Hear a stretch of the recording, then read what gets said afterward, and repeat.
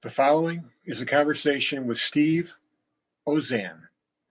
Steve is a fraud examiner and is an expert at using design thinking to convert raw data into strategic communications to high-level executive leaders. Steve has a lot of experience and, as you'll see, has some great advice for those just starting out. This is the Communicating Value Podcast. If you value this content, please like, subscribe, and share. And now, my conversation with Steve Ozan. Steve, welcome to the show. Thanks for having me. So, before we start, what's your story for those folks who kind of don't know you? Yeah, I am a certified fraud examiner with over 10 years experience in the risk management sphere. I've done information security and cybersecurity most recently. Cool. Working for the CISO over at Discover, and I've learned so many things during that time across all the different risk stripes, and I'm excited to see where I can go next with all of these skill sets. A fraud examiner, you said, or investigator? Examiner. Examiner, wow. Mm-hmm. I mean, at what point did you know that you were going to become, get into that role? I mean, that's something I would never have imagined. So I always was fascinated with investigations and with the details, the metadata really of things, even before that terminology was out there. Because if you think about like Al Capone, when they were able to finally get him for tax evasion, they got him for tax evasion, not for bootlegging, not for murder. They got him on the numbers. And I'm not so I'm a criminal justice major by trade, and so I'm not some sort of math whiz in the background. I love Excel and I know how to use it well. But without that, I'm not going to be solving Pythagorean theorems in my spare time. And but it always made me excited to know that if you could follow the real data all the way through to the end, that you would be able to get to that end result. And you didn't have to tell a story about the intent so much, because the fact that it existed at all demonstrated that intent was there.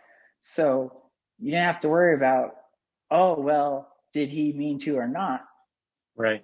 And from there, it just kind of fell into place. So, and it made for a good start into the career, and in the documentation and the thoroughness and the way to think about how to approach issues is kind of the piece that really has stuck with me the most as I've continued on in my career. I was going to say that, yeah, the integrity, right? But the completeness, is that a word? Yeah. And then the traceability, right? All the way through the data to get to yeah, that's really cool. Wow. All right. Thank you. All right. So now the big question. I mean, this is the Communicating Value Podcast. So, Steve Ozan, true or false, communicating value is hard? True. True. Okay, we got a true. Yes. And tell me why. So when you're starting out, it may seem easy because maybe you're in a production type role, and you can look at it and you say, okay, I have 10 widgets I made today. I make 11 widgets tomorrow. And throughout the week, on average, I make 10 widgets a day. So that day that I made 11, wow, I did 10% more. That's great. And how can I continue to make one more each day? Right. I'm going to write that up on my year-end review, and that's going to be something that's going to knock everything out of the park. When you get to compliance or risk management or something of that nature, however, you start to look at,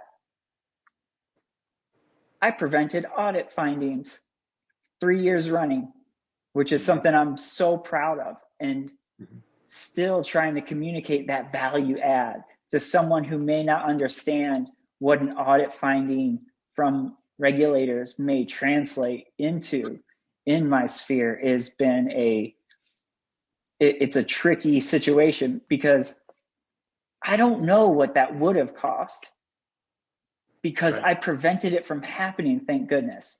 And depending on how prepared we were for it, assuming that we were prepared, maybe just not bundled together correctly, that's one cost. But say it wasn't done because I wasn't there, that's an entirely different price point to communicate. And so you can go round and round trying to nail down that specific dollar value, which I love to show people. Right. I saved you X, Y, and Z, because that's something people can latch onto. And and if you can find it, if you can document it, always document it, because it's worth its weight in gold. Right. Absolutely. And document it, and document either the agreement or the consensus or the sign off on these assumptions. Right. Yes, absolutely. Yeah, that's cool. Very cool. All right. Well, thank you for that. Yeah. Okay. No problem. So take yourself back to when you first started your career, right? And what would you, knowing what you know now, right? What would you tell your previous self, and maybe others out there who are just starting out, right, today? How can you demonstrate value in day-to-day operations when you're first starting out? You're a year or two out of school, maybe. What do you tell them? Yeah. So when you're first starting out and you're in a situation where maybe you're handed a responsibility for running a meeting and capturing the minutes or the notes. Don't tell any lawyers that I call them minutes, please. So the notes of the meeting, and you call in and say the meeting starts, and after COVID, maybe the experiences are a little different, but in the meeting room itself, everything's lined up, ready to go. So you get the meeting room 15 minutes early. You can start it. Everything works right because you've got 15 minutes ahead of time to make sure it all works right.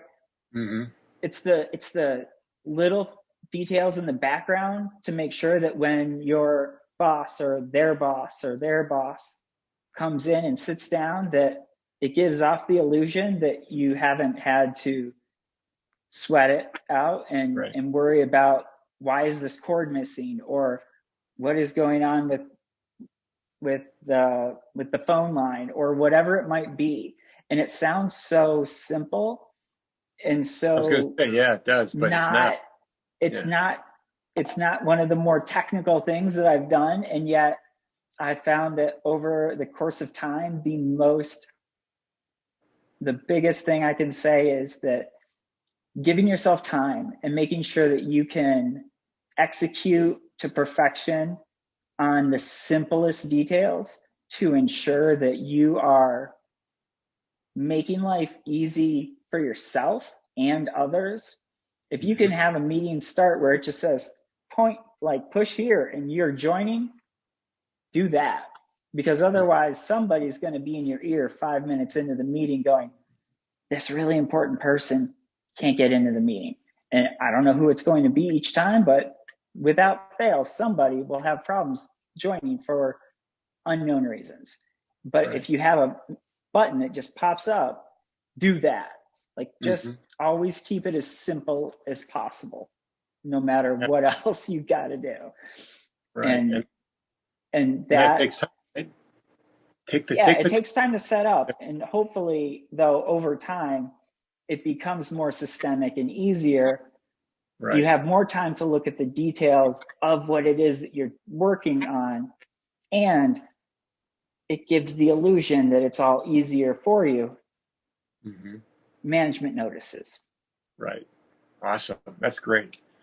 Yeah, over time you develop that muscle memory, but at Yeah, first maybe just taking the time to make things simple for others. That's great. All right. Thank you. absolutely. Uh, two more questions for you. Yeah. So, Steve, when you create a report or an Mhm. artifact, um, you know, has a primary audience, but maybe a couple other audiences. So, what do you think about um, when you're doing these communications? I guess, right? Yeah. Uh, and which audiences do you communicate with the most? And tell me, how why you do that way. So I love data visualization and managing kind of how those stories are told as a whole. And I found that my bread and butter and really what I love to do the most is to capture that information in a way that is easy to understand. Mm-hmm. You don't want to spend 10 minutes explaining to somebody some sort of a chart no one's ever kind of seen before. Right. I know this from fraud, especially. There's actually an introduction in a book that I love that talks about data visualization, and she actually references in her thank you at the beginning of the book Mm-hmm. a kind of a graph that she tried to use, and it didn't work for her either. And I was so relieved when I saw that because I was like, oh yeah, I've gone down that road, and no, it doesn't work. But it was like reassuring that you got to try out different things, but in the end, there are different types of graphs that are used for different purposes and times and places, and they represent specific items. So the more knowledge and information you can bring to that simple setting of it, and then ensuring that there's no cognitive dissonance within it. You don't Right. want to have, I don't want to show someone a green graph that's crashing or a red graph that's, you know, Right. increasing, but with sales. Like Mm-hmm. people aren't going to understand that. And my apologies to people that want to brand, like use their colors Right. for branding that have green and red or black. That's a whole nother topic for another time. Um, and then so that's always in my mind when I'm capturing it. And the other piece is when you write the bullets next to it, or when you're capturing even how it's going to be explained in that short blurb. Yep. I always found that, and this kind of ties back to that first part as well, if I have to write it at all for, say, the notes or for that presentation, Mm-hmm. I tie it back to how's it written in the 10K or the earnings release or anything else. If it's ever going to show up, that's the way that I use that same language, because if I use that, that means people are already familiar with how that's framed. Mm-hmm. Why change something that they're already familiar with? Right. And it works. And also, then more likely than not, it doesn't have any, it's already boiled to a point where there's no judgment involved. It Mm-hmm. just says X is this time frame versus compared to Y, which is this time frame, which makes Mm-hmm. your life easier when you're trying to replicate this type of effort long term. Right. You don't have to say up or down, because if you start explaining all these different pieces of the puzzle, you end up putting in 10 times the amount of effort just to have a verb in. And that verb is going to get pulled out eventually if it has to rise up to the level that you're preparing it for. They Right. know if it's up or down. They can tell. Like if it's the board or the a regulator, they know 10's higher than 2. Mm-hmm. So let Yeah. So them it's kind let of them like play you're to their strengths. right. Yeah. And you're kind of taking the extra time, doing the extra work to eliminate like 99% of the communication friction, I would call it, right? And Yep. that's work. That takes work. Yeah. It's all just knowing at the end of the day, like where's it going to go and what's it tied back to? Yeah. Yeah. And if you know where it's going and why you're talking about it, that's everything you need in a nutshell. Is just because if you don't know why you're talking about something to begin with, then Yeah. how do you explain it to anyone? Right. Or why are you talking about it at all? Like to your upper management. I talk to my CISO regularly, and if I couldn't tell him it was about the football team he liked, or about the basketball team he liked, or about one of our goals, then I wasn't going to interfere with him just for Right. no reason. That's Right. not what I want to do. Exactly. Yeah. I really I think the world of him. Don't get me wrong. It just I know how busy he is. I know that, you know, he had 300 people reporting up to him, and if I think about that in context, that means I have his attention for about 30 seconds, and I want to make sure it's that my graphs and everything is succinct, and that my any bullet point or wording is already ready for him to just push in front of the board if he needs to, so that he doesn't have to put any extra work in because he's got 299 other people waiting to ask him something else. So right, and guaranteed he's got some people who give him stuff that he does have to work on before he can share, right? yeah. So that's a great point of giving him share ready stuff. Yes. Yeah, that's really cool. I want it to be ready to go out the door for wherever it's going. Always. That's awesome. That's awesome. That's great. Okay, so last question. So what do you think, thinking about all the tools, all the skills in your toolbox, what's probably one of the most critical ones? So it seems simple again, but in the grand scheme of things, understanding your purpose behind everything.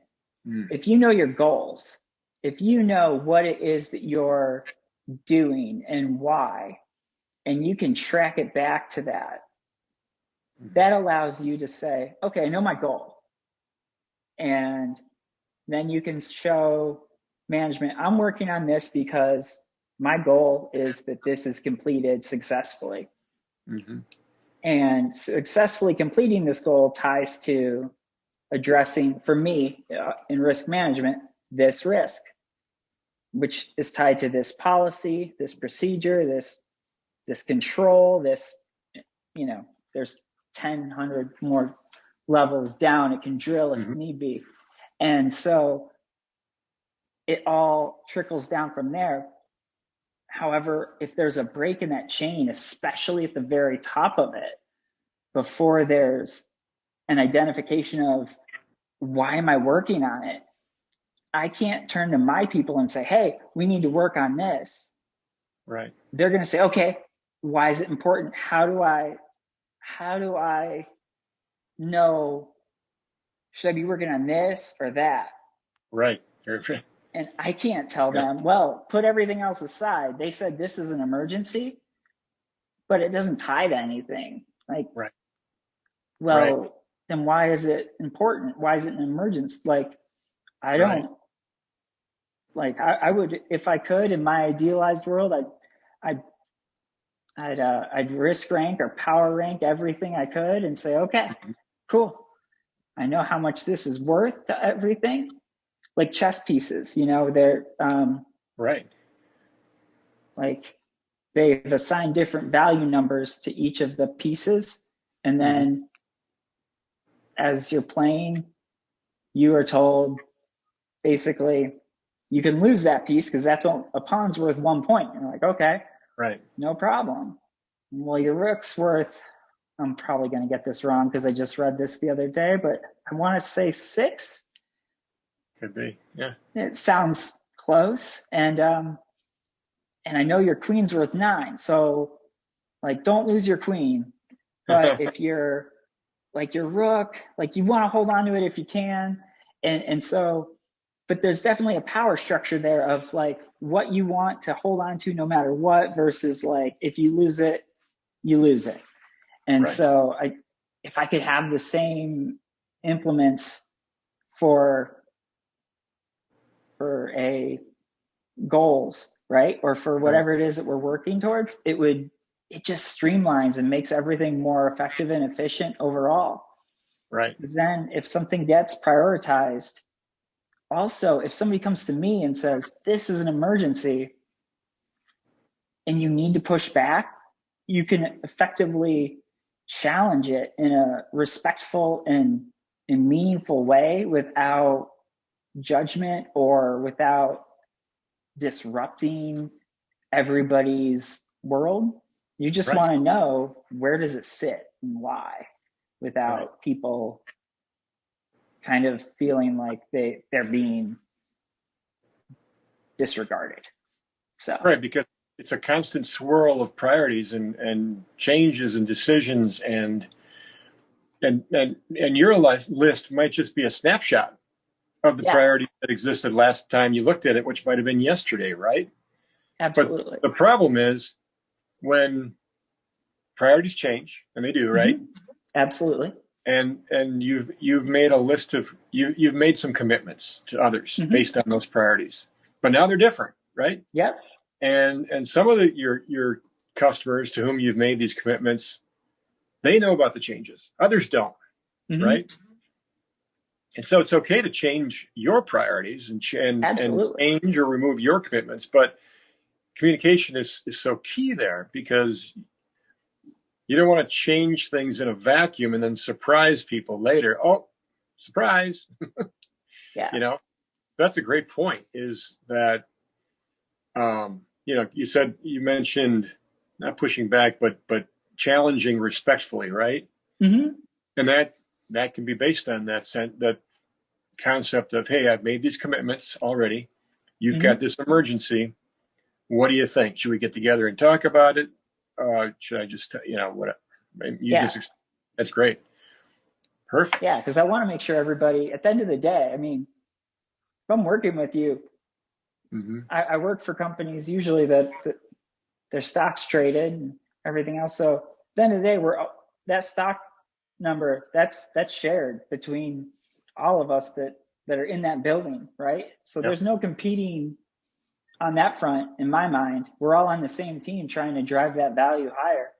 And so whatever's going to work to get that value up and to make everyone happy at the end of the day sounds great to me. And if that means that something that I think is really important needs to be sidelined for a minute, okay, great. Tell me what I need to go do.